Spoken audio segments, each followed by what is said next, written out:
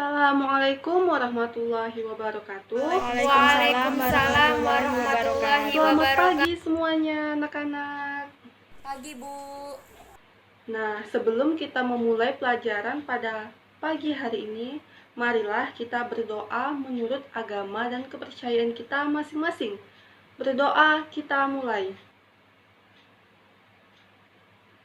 Berdoa selesai. Nah, sebelum kita melanjutkan materi selanjutnya, alangkah baiknya kita absen dulu ya, terlebih dahulu. Oke, pertama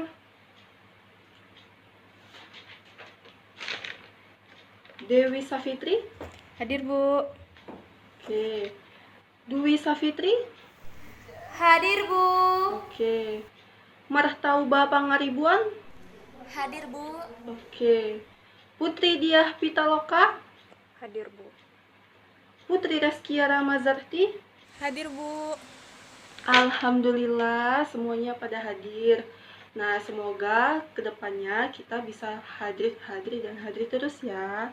Nah, kan lagi COVID seperti ini. Kita jagalah kesehatan kita ya anak-anak. Iya.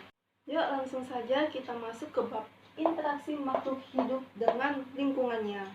Nah, kemarin kan kita juga membahas bab ini. Hari ini juga kita membahas bab ini. Tapi pada hari ini indikatornya adalah interaksi pola dalam ekosistemnya. Jadi pola dalam ekosistemnya. Nah, sebelum kita masuk ke polanya, Ibu mau tanya dulu nih. Ada yang masih ingat nggak apa itu lingkungan? Saya Bu. Ya, Jadi Putri lingkungan Diah. adalah satu kesatuan hidup antara kondisi fisik yang mencakup sumber daya alam. Iya, benar sekali. Jadi lingkungan adalah satu kesatuan hidup antara kondisi fisik yang mencakup keadaan sumber daya alam seperti tanah, udara, dan sinar matahari. Yuk langsung saja kita masuk ke pola interaksi dalam ekosistemnya. Nah, jadi pola interaksi dalam ekosistem ini ada 3. Yang pertama antara biotik, yang kedua abiotik, yang ketiga antara biotik dengan abiotiknya. Nah, sebelum kita menjelaskan lebih lanjut tentang ketiga ini, Ibu mau tanya dulu nih, masih ada yang ingat nggak apa itu ekosistem? Saya Bu. Ya, Martauba. Jadi ekosistem adalah interaksi atau hubungan timbal balik antara makhluk hidup dengan lingkungannya. Iya, benar sekali.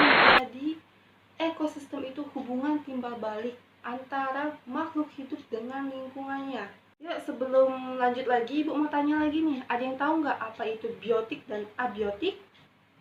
Ya, coba Putri Reskia. Jadi abiotik itu adalah makhluk hidup, sedangkan abiotik adalah makhluk tidak hidup tetapi bermanfaat untuk makhluk hidup. Iya, benar sekali Putri Reskia. Jadi, abiotik ini makhluk tidak hidup. Contohnya seperti air, tanah, sinar matahari. Nah, tapi abiotik ini sangat penting untuk makhluk hidup atau biotik. Sedangkan biotik ini adalah makhluk hidup seperti hewan, manusia, dan tumbuhan. Yuk langsung saja. Yang pertama abiotik.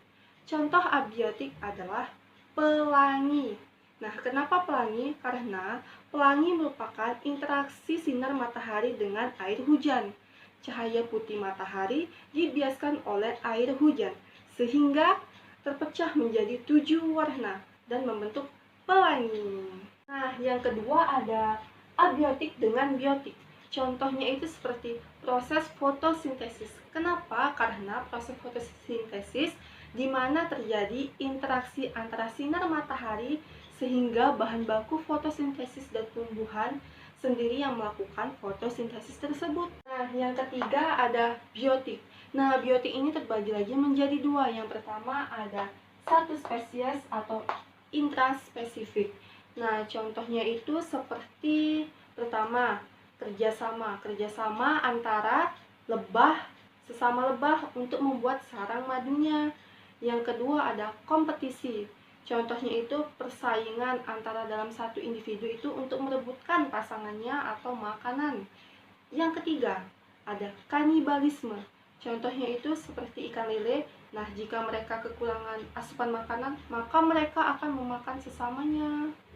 Yang kedua ada beda spesies atau interspesifik. Nah, ini ada 3. Yang pertama ada simbiosis mutualisme, simbiosis komensalisme, dan simbiosis parasitisme. Nah, sebelum kita lanjut, Ibu mau tanya dulu nih. Ada yang tahu nggak apa itu simbiosis mutualisme dengan simbiosis parasitisme? Saya, Coba Bu. Nisa Fitri. Jadi, simbiosis mutualisme itu adalah hubungan yang saling menguntungkan pada dua organisme.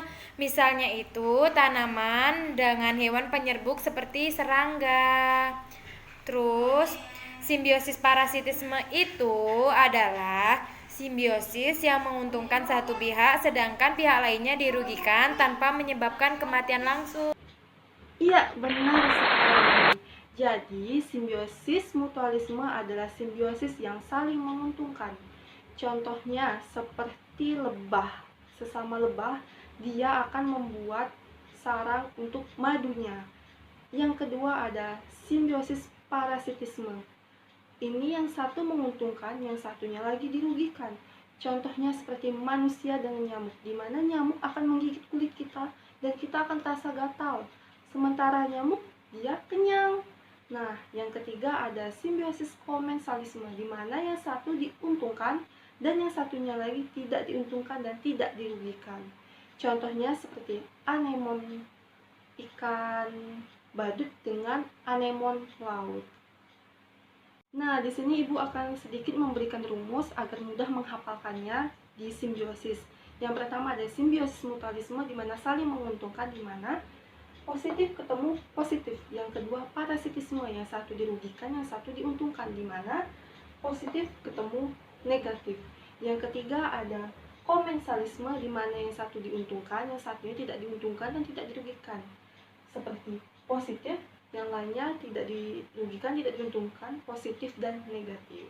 Nah, sekian materi pada pagi hari ini, kita udah selesai. Jadi kesimpulannya yaitu dalam ekosistem makhluk hidup berinteraksi dengan makhluk hidup dan juga berinteraksi dengan lingkungannya. Jadi setiap komponen itu saling membutuhkan. Lebih dan kurangnya Ibu mohon maaf. Apabila ada salah kata juga Ibu mohon maaf. Assalamualaikum warahmatullahi wabarakatuh. Oh iya anak-anak, jangan lupa ya, minggu depan kita akan membahas tentang rantai makanan, piramida makanan, jaring-jaring makanan. Jangan lupa belajar ya di rumah, minggu depan Ibu tanya satu-satu. Dah, see you.